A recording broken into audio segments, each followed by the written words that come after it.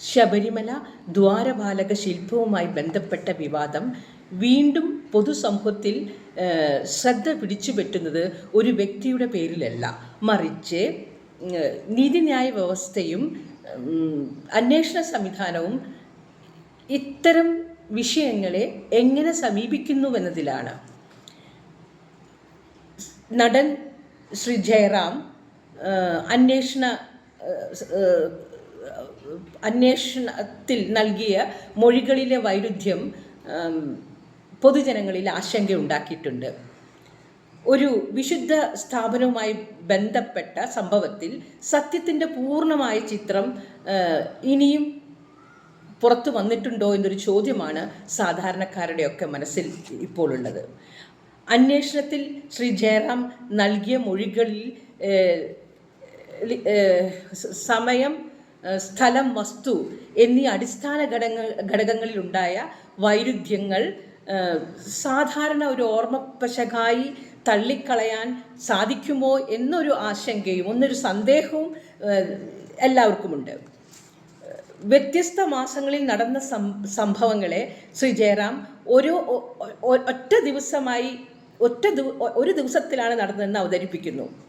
വ്യത്യസ്ത സ്ഥലങ്ങളിലെ ചടങ്ങുകളെ ഒന്നാക്കി ചുരുക്കുകയും ചെയ്തിരിക്കുന്നു.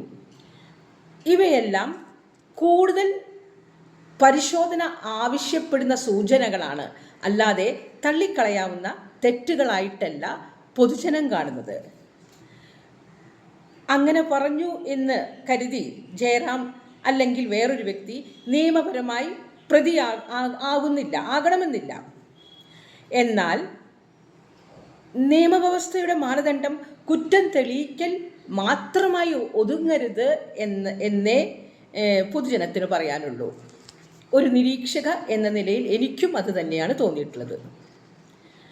ഒരു അന്വേഷണത്തിൽ സത്യം മുഴുവൻ പറയാതിരിക്കുകയും നിർണായക വസ്തുതകൾ മങ്ങിയ രൂപത്തിൽ അവതരിപ്പിക്കുകയും ചെയ്യുന്നത് ശിക്ഷാർഹമായ കുറ്റമൊന്നുമല്ല. എന്നാൽ നിയമപരമായി ശിക്ഷാർഹമല്ലെങ്കിലും ന്യായത്തിൻ്റെ ആത്മാവിനെ അത് ദുർബലപ്പെടുത്തും എന്നുള്ളത് തീർച്ചയാണ്. സത്യം ഭാഗികമാകുമ്പോൾ ന്യായവും ഭാഗികമാവും.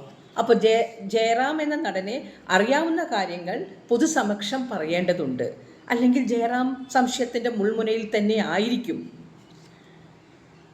ജയറാം എന്ന വ്യക്തി തികഞ്ഞ ഭക്തനാണ്. അദ്ദേഹത്തിന് അതിൽ പങ്കാളിത്തമുണ്ടെന്നൊന്നും ഒരാളും വിശ്വസിക്കുന്നില്ല. പക്ഷെ അറിയാവുന്ന ചില കാര്യങ്ങൾ അദ്ദേഹം കൃത്യമായി പൊതുസമക്ഷം പറയുന്നില്ല. അല്ലെങ്കിൽ മൊഴി കൊടുത്തപ്പോൾ അന്വേഷണ ഉദ്യോഗസ്ഥരുടെ മുന്നിൽ ഒരു ഭാഗികമായ കാര്യങ്ങൾ പറയുകയാണ് ചെയ്യുന്നത്. അപ്പോൾ വീണ്ടും സാധാരണ നികുതിദായകരുടെയൊക്കെ മുന്നിൽ അല്ലെങ്കിൽ മനസ്സിൽ വീണ്ടും ചില ചോദ്യങ്ങൾ ഉയരുകയാണ്. നിയമം എല്ലാവർക്കും ഒരുപോലെയല്ലേ? വേറൊരു സാധാരണ വ്യക്തിയാണെങ്കിൽ ഇത്രയും വൈരുദ്ധ്യങ്ങൾ ഉണ്ടാവുകയാണെങ്കിൽ അത് അന്വേഷണ ഉദ്യോഗസ്ഥർ അനുവദിച്ചു കൊടുക്കുമോ? മൊഴികളിൽ വൈരുദ്ധ്യം കാണുമ്പോൾ അത് സാധാരണ ഒരു ലേമൻ ആണെങ്കിൽ അത് പോലീസ് ഉദ്യോഗസ്ഥർ, അന്വേഷണ ഉദ്യോഗസ്ഥർ അത് അനുവദിച്ചു കൊടുക്കുമോ? ഇവിടെ അന്വേഷണ ഉദ്യോഗസ്ഥരും നികുതിദായകരാണ് ശമ്പളം കൊടുക്കുന്നത്. സാധാരണ ജനങ്ങൾ സിനിമ കണ്ടതുകൊണ്ടാണ് ജയറാം എന്ന നടനും വലിയൊരു നടനായതും ഇത്രയധികം സമ്പാദിച്ചതും. അപ്പോൾ എല്ലാവർക്കും സാമൂഹിക പ്രതിബദ്ധതയുണ്ട്. നികുതിദായകരോട് ആൻസറബിളാണ് ഇരുകൂട്ടരും. അത്രയും വിശുദ്ധമായി കാണുന്നൊരു സ്ഥാപനത്തിൽ എന്തെങ്കിലും കൃത്യവിലോപം നടന്നിട്ടുണ്ടെങ്കിൽ ജയറാമിനത് അറിയുന്ന കാര്യമാണെങ്കിൽ അത് നികുതിദായകരുടെയും നിയമവ്യവസ്ഥയുടെയും അന്വേഷണ സംവിധാനത്തിൻ്റെ മുന്നിലെയും അദ്ദേഹം തുറന്നു പറയേണ്ടതാണ്. അപ്പോൾ പ്രശസ്തി അന്വേഷണത്തിൻ്റെ ദിശയെ ബാധിക്കുന്നുണ്ടോ എന്നൊരു ചോദ്യം കൂടിയും അല്ലെങ്കിൽ എന്നൊരു ആശങ്ക കൂടിയും ഈ സാധാരണ മനുഷ്യർക്കുണ്ടാവുന്നതാണ്. സാധാരണ പൗരന്മാർക്ക്, നികുതിദായകർക്ക് ഉണ്ട്. പ്രശസ്തനായതുകൊണ്ടാണല്ലോ മൊഴികളുടെ വൈരുദ്ധ്യം കണ്ടിട്ടും വൈരുദ്ധ്യമുണ്ടെന്നറിഞ്ഞിട്ടും അത് വേണ്ട രീതിയിൽ ഫോളോ അപ്പ് ചെയ്യപ്പെടാതെ പോകുന്നത് എന്ന ഒരു ചിന്ത ഇല്ലായ്കയില്ല. പിന്നെ വിശുദ്ധ സ്ഥാപനങ്ങളുടെ കാര്യത്തിൽ കൂടുതൽ സൂക്ഷ്മത വേണമെന്ന ബോധം എവിടെ നഷ്ടമായി എന്നാണ് അത് പൊതുജനങ്ങൾക്ക് കോടതിയോടും ചോദിക്കാനുള്ളത്. കോടതിയുടെ മൗനം കൃത്യതയുടെ അഭാവമായി വായിക്കപ്പെടുകയാണ് ചെയ്തത്. കോടതികൾ ഇങ്ങനെ ചില കാര്യങ്ങളിൽ മൗനം പാലിക്കുകയാണെങ്കിൽ പൊതുജനങ്ങളുടെ നീതിന്യായ വ്യവസ്ഥയിലുള്ള വിശ്വാസം ദുർബലപ്പെടും, അത് ക്ഷയിച്ചു പോകും എന്നുള്ളത് ഒരു തർക്കമില്ല. ന്യായവ്യവസ്ഥ വ്യക്തികളെ സംരക്ഷിക്കാനുള്ളതല്ല, സത്യത്തെ സംരക്ഷിക്കാനുള്ളതാണെന്ന കാര്യം നമുക്ക് എല്ലാവർക്കും അറിയാവുന്നതാണ്. അപ്പോൾ കോടതി ജനങ്ങളുടെ ഈ സത്യം ഭാഗികമാകുമ്പോൾ നിയമവും നീതിയും പൊതുജന വിശ്വാസവും ക്ഷയിക്കും. അങ്ങനെ ഒരു അവസ്ഥ ഉണ്ടായിക്കൂടാ. അങ്ങനെ ഒരു അവസ്ഥ എന്ന് പറയുന്നത് ഭീതിതമാണ്. പിന്നെ സാധാരണ ജനങ്ങൾ നിയമം കയ്യിലെടുക്കുന്ന ഒരു അവസ്ഥയാണ് ഉണ്ടാവുക. കഴിഞ്ഞ ദിവസം തന്നെ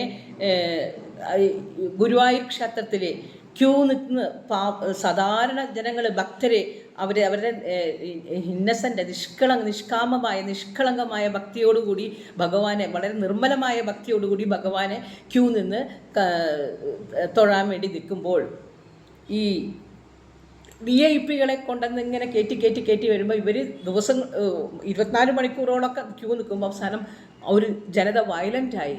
അവർ എല്ലാം അഴികളും കൈവരികളൊക്കെ തല്ലിപ്പൊളിച്ച് വയലൻ്റായി അകത്ത് കയറാൻ ശ്രമിച്ചു. ഇവിടെ ക്യൂ വേണ്ട, എല്ലാവരും സമന്മാരാണ്. ദൈവത്തിൻ്റെ മുന്നിൽ എല്ലാവരും സമന്മാരാണ്. കഷ്ടപ്പെട്ട് ചെന്നാൽ തന്നെ ദൈവം അവിടെ നമ്മളെ കാണുള്ളൂ. ഇവർ ദൈവത്തെ കാണണം എന്ന് പറഞ്ഞ് നിറമാലയോ അല്ല 1000 രൂപയൊക്കെ കൊടുത്ത് പോകുന്നവരുണ്ട് ദൈവത്തെ കാണാൻ. ദൈവത്തെ കാണാൻ സാധിക്കും, പക്ഷെ ദൈവം നമ്മളെ കാണാൻ കണ്ടു എന്ന് വരില്ല. നമ്മളെ കാണണമെങ്കിൽ നമ്മുടെ മനസ്സിൽ പ്യൂരിറ്റി ഉണ്ടാവണം, നൈർമല്യം ഉണ്ടാവണം. കഷ്ടത നമ്മൾ സാക്രിഫൈസ് സഹിച്ച് ചെന്നാൽ നമ്മളെ ദൈവം കാണുള്ളൂ. അല്ലെങ്കിൽ ഒരു മ്യൂസിയം കാണാൻ പോകാം, കാശ് കൂടുതൽ കൊടുക്കുന്നവർക്ക് ആ മ്യൂസിയത്തിൽ പോയിട്ട് അവിടെ ഇരിക്കുന്ന DTയെ കാണാം. അവിടെ ദൈവത്തെയാണ് അവർ കാണാൻ പോകുന്നതെങ്കിൽ ഇങ്ങനൊരു അഹന്ത കൊണ്ട് ആരും കാണാൻ പോകില്ല അവിടെ. കാരണം ദൈവം അവരെ കാണണമെന്നില്ല. അപ്പോൾ ഒരു മ്യൂസിയം കാണാൻ പോകുന്ന ഒരു ലാഘവത്തോടു കൂടിയാണ് പൈസ കൊടുത്ത് അങ്ങോട്ട് കയറുന്നത്. ദൈവത്തിന് പൈസ കൊടുത്ത് വിലയ്ക്ക് വാങ്ങുന്ന പോലെയാണ്. ദൈവത്തിന് എന്തിനാ കാശ്? ദൈവം എത്രയോ ധനാഢ്യനാണ്. ആ ധനാഢ്യനായ ദൈവത്തിന് ഇവരുടെ കാശ് വേണോ? അപ്പോൾ ഇത്തരം ചോദ്യങ്ങളൊക്കെ സാധാരണ മനുഷ്യരുടെ, സാധാരണ പൗരന്മാരുടെ മനസ്സിൽ ഉണ്ടായിക്കൊണ്ടിരിക്കുകയാണ്.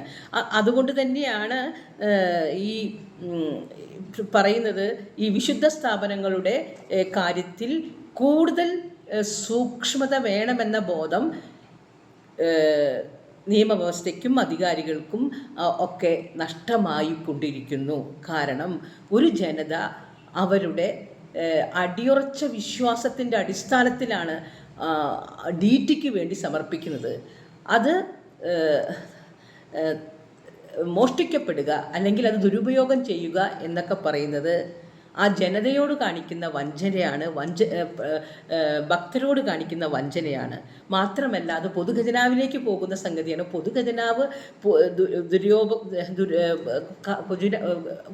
പൊതുഖജനാവിലെ കാശ് ചില പ്രധാനപ്പെട്ട വ്യക്തികൾ, VIP അവരുടെ സ്വാധീനവും ബന്ധങ്ങളും ഉപയോഗിച്ച് അത് മോഷ്ടിക്കുക അല്ലെങ്കിൽ ദുരുപയോഗം ചെയ്യുക എന്നൊക്കെ പറയുന്നത് ജനങ്ങളോട് കാണിക്കുന്ന, നികുതിദായകരോട് കാണിക്കുന്ന, നിയമവ്യവസ്ഥയോട് കാണിക്കുന്ന വെല്ലുവിളിയാണ്, വഞ്ചനയാണ്. അത്തരം കാര്യങ്ങൾ കൂടുതൽ ജാഗ്രത വേണം. അപ്പോൾ മൊഴികളിലെ വൈരുദ്ധ്യം കണ്ടിട്ടും വേണ്ട രീതിയിൽ കാര്യങ്ങളിൽ ഇടപെടാതിരിക്കുകയും ഫോളോ അപ്പ് ചെയ്യാതിരിക്കുകയും ചെയ്താൽ ജനങ്ങൾക്ക് നിയമവ്യവസ്ഥയിലുള്ള വിശ്വാസം നഷ്ടപ്പെടും. അത് ഉണ്ടായിക്കൂടാ എന്ന് കരുതി, മൊഴികളിലെ വൈരുദ്ധ്യമുണ്ട് എന്ന് കരുതി ആ നടന് അതിൽ പങ്കാളിത്തമുണ്ടെന്നും ഇല്ല. നിയമപരമായി അദ്ദേഹം പ്രതിയുമല്ല. പക്ഷേ അത് ഒരു ജനാധിപത്യ മര്യാദയല്ല.